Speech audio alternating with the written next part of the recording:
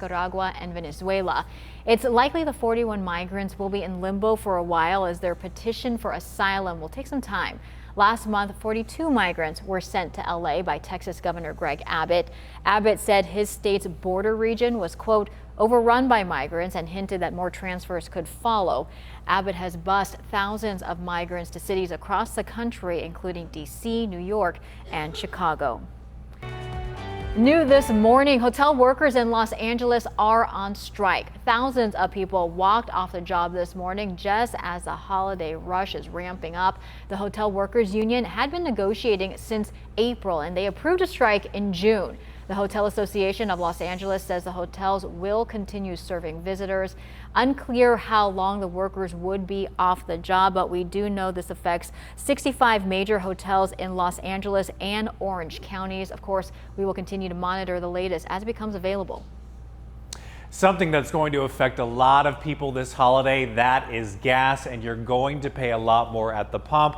The state's annual gas tax increase, you can see it there, 4 cents this weekend. Officials say it goes up every July to help pay for roads. AAA says the average gas price you could see for gas in San Diego County is now at $4.88.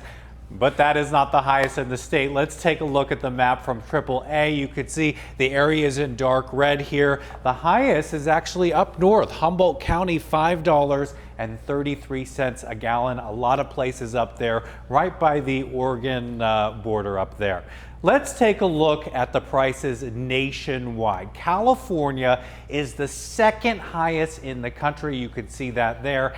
But the highest is up north in Washington state, and Mississippi is the lowest.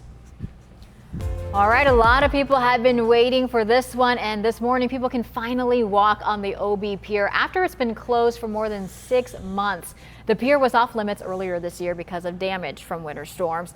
Lifeguards reopened the decades-old pier Saturday afternoon. You can see a lot of people excited about it and took advantage of the opportunity. The landmark is eventually going to have to close again for renovations or a possible replacement. Until then, San Diegans say they're just happy to enjoy the pier for now. I'm just really stoked about this because I'm going to walk on it every day at least 1 or 2 times. There are so many things that go into how iconic the OB Pier is. I think it's hard to pick just one. He is really happy about it for sure. If you have any thought on the OB Pier, the city wants to hear from you. You can head to obpierrenewal.com to share your ideas and get more information. This 10 News Pinpoint Weather Report is sponsored by Anderson Plumbing, Heating and Air. Nobody wows clients like we do.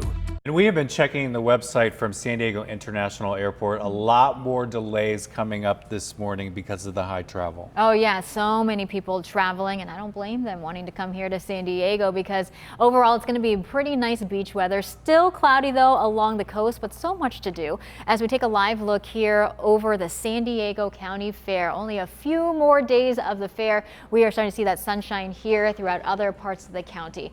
Check out the deserts already. We are in the mid-90s in Borrego Springs, much more comfortable along our coastline with that marine layer still. Escondido at 65, Poway same temperature, and Ramona warming up here. We are in the 70s currently. We are looking at our marine layers, so we are going to get some uneven clearing along the coastline, slow to clear as well, but you should see the sunshine. No problem with the sunshine in our inland spots because we are going to get plenty of it for today. It's going to get quite warm as we look ahead to our afternoon hours. That heat advisory, excessive heat warning, that's going to continue. Pass by that graphic really quick, but it is going to be in our mountains and our deserts, especially our deserts. That's where we're going to be dealing with that really dangerous heat. Your 7-day forecast, we're going to stay in the mid 70s here over the next few days and then dropping a few degrees as we look ahead to next weekend. In our inland spots, we're going to be in the low 90s here, and then you see it does drop as we get into Friday and Saturday. We're going to be back down into the low 80s. Our mountain communities, we are going to be dealing with those breezy conditions, upper 80s to low 90s to start off your week. Ooh, check out the deserts, 117, and by the end of the week, Aaron's going to be 108. I don't know if that's much cooler though. For me to get out of town. All right, well, we first told you about the Three Sisters and their South Bay business when it was just getting started a couple years ago during the pandemic. You're looking at video from when we interviewed them back in 2021. Yeah, Sistry Foods is back and joining us and how they were able to not only survive the pandemic, but thrive. So glad to have all of you here.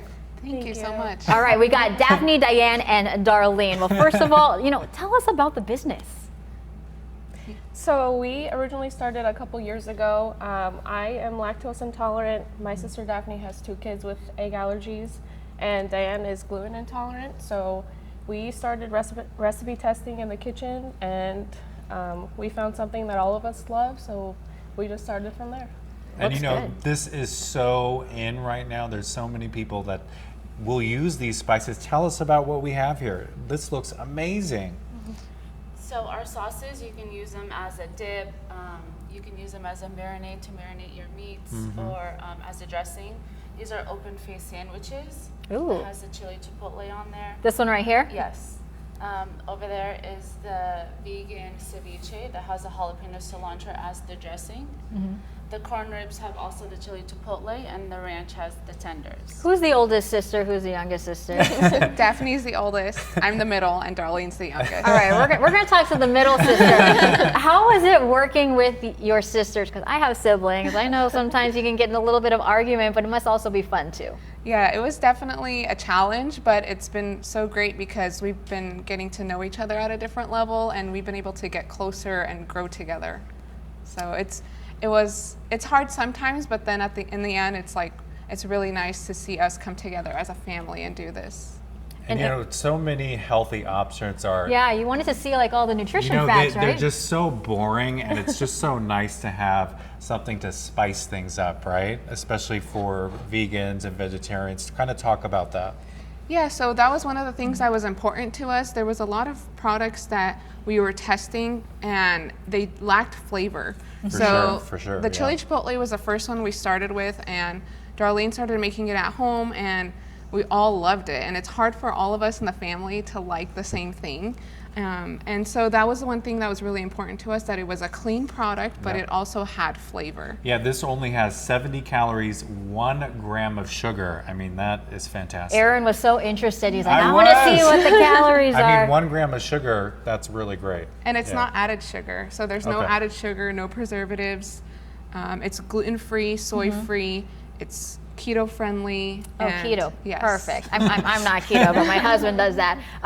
Talk to me about how your kids, I know there's a couple kids here hiding in the back. I don't know if they want to, do they want to come on? Yeah, sure. Come on in. All right, yeah, so here, let's get you girls in here. How do your kids like it? Is it too spicy for them, or they enjoy it? So they eat the ranch because, so Penelope, the younger one, she That's has the an cute egg fat allergy, Penelope. and so she can't have the regular ranch. So Right. she really enjoys having this as an option.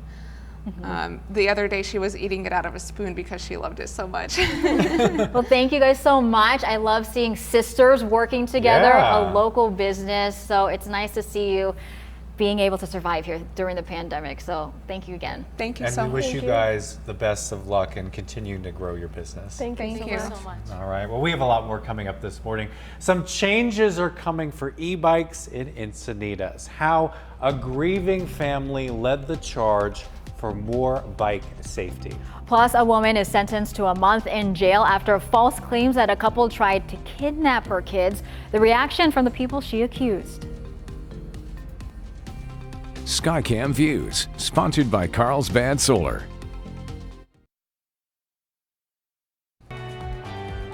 Welcome back, everyone. Now to the woman who falsely accused the couple of kidnapping her children. She was sentenced to 30 days in jail. That was last Thursday. Now, back in December of 2020, Kathleen Sorensen, taking to social media, she claimed a couple named Sadie and Eddie Martinez followed her in a family in a parking lot and tried to abduct her and 2 children. Police later confirmed the report was false. Sadie believes the whole thing was racially motivated. Instead of, saying, hey, I guess I'm wrong, she doubled down and said, no, this did happen and I want them arrested. We didn't even encounter her. So that to me those are lies. There's not a misunderstanding. Now, Sorensen was also placed on 12 months of informal probation. I am overwhelmed with joy that our community has pulled together so strongly. That is the family of the Encinitas teen killed while riding an e-bike, speaking out, and they were there as the city unanimously approved a local state of emergency. Yeah, there was a proclamation for safety on e-bikes. ABC 10 News reporter Ryan Hill shows us the father's message for drivers. So with that, we're adjourned. A tearful embrace by Brody Champlain Kingman's parents after a special City of Encinitas council meeting on Wednesday. We need change, and I know you will do it. Thank you. The council hearing from Brody's father and others before unanimously passing a local state of emergency pertaining to e-bike safety. Our people in power are taking this serious, and the ability to just come together in these tragic times, I'm so proud to be here. Kingman's son died after he was hit by a work van while riding his e-bike last week. His message for others on the road is simple when sharing the road with those on e-bikes. We're a peaceful, sleepy little surf town, and we need to be present. And this is not so much but the city, but this is the citizens. Put down your phones. Slow down. Encinitas Mayor Tony Cran says the city isn't going to be slowing down its efforts to make Encinitas safer for all. Tragedy certainly galvanized opinion when it comes to the need for an urgent approach to all of these issues, education, the engineering and the enforcement issues. So we're going to do that. While no amount of change will bring Brody back, Kingman hopes this proclamation can bring about more change. I'm going to be at forefront. I will volunteer to educate. I took such pride in educating my son on what the rules of the road are. So I will happily dedicate my time, my energy, my compassion to make this happen. We are thinking about that family this morning. The mayor of Encinitas also said the city has 4 motor deputies who issue citations to speeding cars. There are some deputies who have e-bikes themselves to help enforce bike laws in places that are more bike friendly. It is now 8:20. Water levels in Lake Murray have dropped, but it's not because it's drying up. It's a precautionary measure ahead of the fireworks on the 4th of July. These photos here were shared with us by an ABC 10 News viewer who noted just how low the water is. State requirements say water levels must be restricted and water must be tested. With fireworks going up into the sky, the city of San Diego will have to test the water quality before it can be used again for drinking water. At this time, people will not be able to use the private boat ramp or be by the shoreline. And we've been checking the local airport this morning. We're seeing delays out of Austin, San Jose. There's a lot out of San Jose, Chicago, Vegas, and Oakland as well. Yeah, we saw some delays yesterday, delays again today. So again, if you're traveling, make sure you double check that. 8:20 right now as we go ahead and show you over Mount Laguna. Lots of sunshine here. The mountains and the deserts. That's where we're dealing with a heat advisory and excessive heat warning. But you see the difference there. Clear skies in one area, not so much along the coastline. We are still socked in by that marine layer. Some slow clearing today. Mission Valley at 65, 74 in Ramona. Warming up. Chula Vista at 64 degrees right now. Along our coastline, we'll be in the low to near mid-70s for today. Some areas inland going to be in the low 90s. Same temperatures there in the mountains with 117 in the deserts. Coming up, controversy with the Rancho Peñasquitos Library over a pride display. Coming up, how one person is protesting the display and how the community is supporting them. Several veterans are back home after they were deported following their service. Later on in this hour, the local nonprofit that helped bring them home.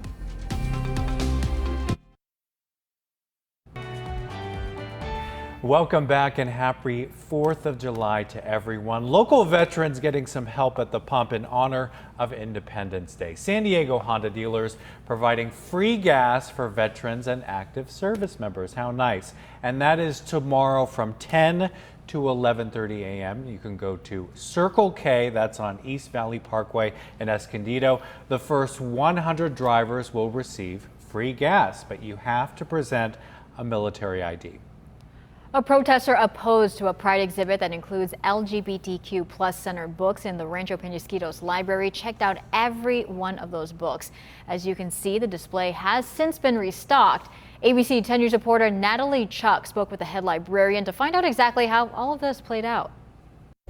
This pride display in the San Diego Public Library in Rancho Penasquitos is now the center of a protest. We did have a patron who objected to our pride display and decided to check out all the books so that other people could not use them. Head librarian Misty Jones says the person responsible emailed them after checking out the roughly 15 to 20 books, explaining that the move was in protest of the exhibit, not support. The library did not disclose the name of the person who checked out the books, but Jones says they are refusing to give the books back unless the library agrees to remove them altogether. You know, censorship, and that's what libraries are fighting against. Jones's response to the person who checked out the books reads in part, "Just as you are free to select materials that align with your beliefs, others also have that right. By removing the materials, you are denying others the right to make the decisions that align with their beliefs." Pretending that it doesn't exist and trying to silence and completely just erase an entire community is just wrong. But as you can see now, there are plenty of books back on the shelf for people to take. The branch manager here said they had plenty of books to last them all Pride Month long, so they quickly restocked. But as ugly of an act as the librarian says this is, something beneficial has come out of it. We have been really inundated with people calling and emailing, wanting to not only replace the books, but to provide funding to purchase more materials. Natalie Chuck, ABC 10 News. Jones says if the books are not returned, the person will be charged $235, and if that person doesn't pay, the case will go to collections. Coming up, San Diegans have just 2 days left to catch all the rides and the fun at the San Diego County Fair. We'll tell you some of the events happening as we wrap up the fair. Yeah, it ends on Tuesday, and as we take a look outside here, it's nice along the coast, still cloudy as we begin our morning, but that extreme heat is hitting other parts of the county. I'll show you just how hot it's going to get in our deserts. ABC 10 News this morning. We'll be back.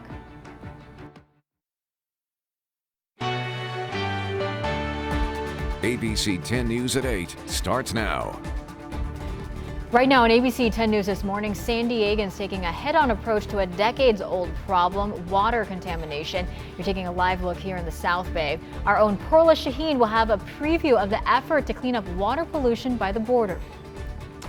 And former President Trump tried to pressure an Arizona governor into overturning elections. We have the new details about his actions back in 2020. A celebration in Barrio Logan for deported veterans, how a nonprofit was able to bring them home. We'll bring you to that special event. ABC 10 News this morning starts right now.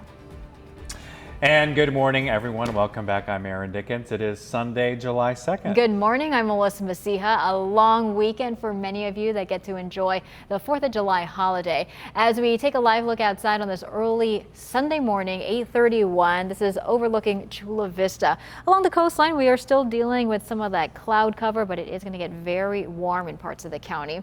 We are still contending with some patchy fog there. Fallbrook at 2 miles visibility, but it has improved since we started the morning.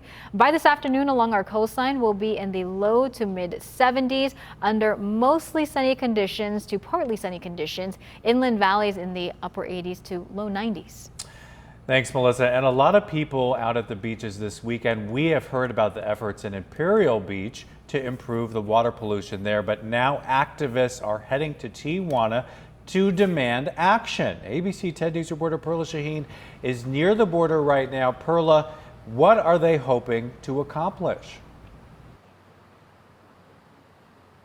Good morning, Aaron. Well, they're just hoping to figure out this long-term problem and find a long-term solution to it. We've been seeing beach closures like this throughout Coronado and here in Imperial Beach. You can see here sewage contaminated water. This is coming from a lot of the sewage in the Tijuana River, and the water cleaning plants have been broken down for a long time now, causing millions of gallons of raw sewage to enter into our ocean. And I'm sure your first thought is that cannot be good for our marine animals or for our ecosystem here. And that is the first thought that one environmental group is thinking as well. I'm here with them right now. One of them, her name is Valerie. Valerie, tell me how you live in Rosarito. Yes. Tell me how this impacts your family over there. Well, it's impacting negatively to everyone because they're closing down our beaches, and we had to go and find other beaches to go. Yeah, and that's, I mean, you said you have a son over there, and obviously the water pollution, that's impacting people here as well, right? Yes, and we don't feel safe to let our children in the water. And so what are you asking, and what is your group? It's called the Animal Save Movement. You have a shirt on right now. So this group, what are you guys asking for residents and local politicians? We're asking the politicians to take immediate action and also to implement the plant-based treaty to everyone. Okay, could you, Andrea, tell me a bit about the plant-based treaty? What would that entail? Yeah, so the plant-based treaty is a companion to the Paris Agreement, and essentially it's a multi-step plan to combat climate issues that are affecting millions of people worldwide. One of the key components of it is to address the sewage issues. So a lot of people don't know animal ag is a leading cause of ocean dead zones. So along with that, there are many issues that it addresses, and we encourage folks to learn more at plantbasedtreaty.org. Thank you guys for joining us, and I appreciate the work that you're doing to fix the water and get rid of this solution. So if you guys want to join the demonstration in Tijuana, they're also helping clean the beach over there. It's from 8:30 to 11 a.m. today. Live in Imperial Beach, Perla Shaheen, ABC 10 News. Perla, thank you.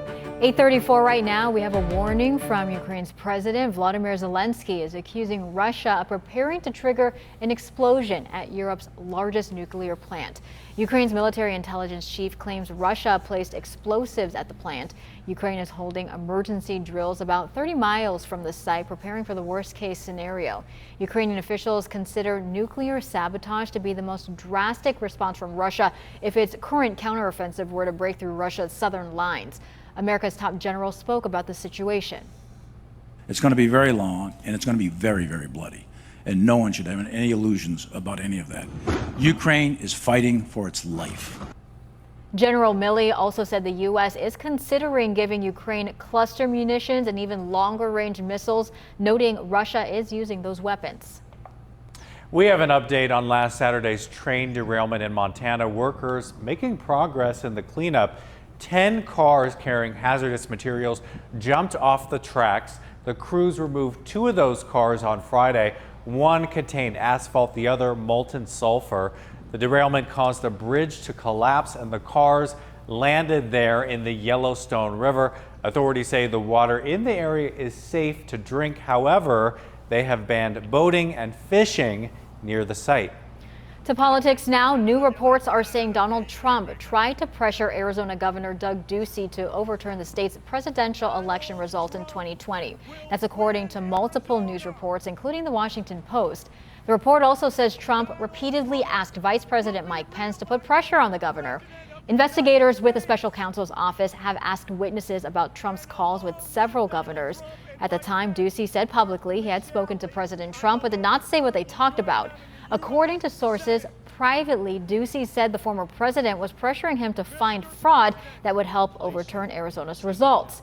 Pence did speak with Ducey multiple times about the election, but did not pressure him, according to people familiar with those calls. And in Washington, the Biden administration says it is moving forward on Medicare. The plan is for Medicare to negotiate directly with drug makers, despite the several lawsuits they're facing. The Centers for Medicare and Medicaid Services, or CMS, released new guidance for this program. CMS will announce the first 10 drugs selected for the negotiation. That's by September 1st. Then Medicare and drug makers will begin negotiations. The agreed upon prices will take effect in 2026. Now, 2 pharmaceutical companies and 2 industry groups have filed lawsuits arguing the program is unconstitutional. This is not an immigration issue, it's a veteran issue.